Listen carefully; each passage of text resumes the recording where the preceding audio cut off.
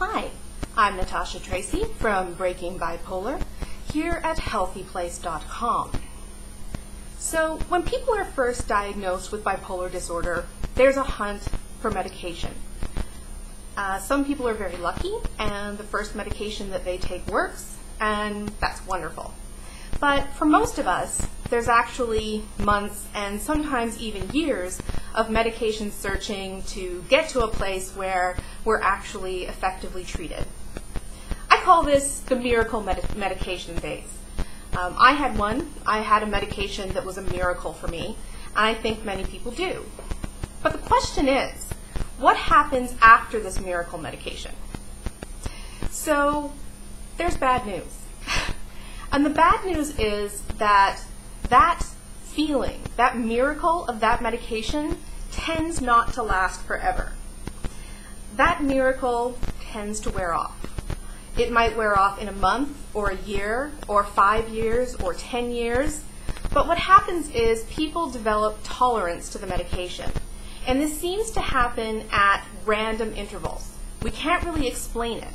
But for some reason, the medication just stops working for people.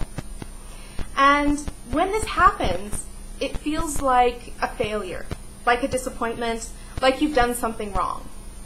But what we know is that this just happens to people. There have been studies on it. And this tolerance that happens is a physiological thing in nature and isn't necessarily indicative of anything that the patient has or has not done correctly.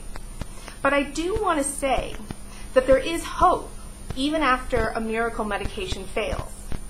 And that is that there are other treatments out there and other treatments are effective.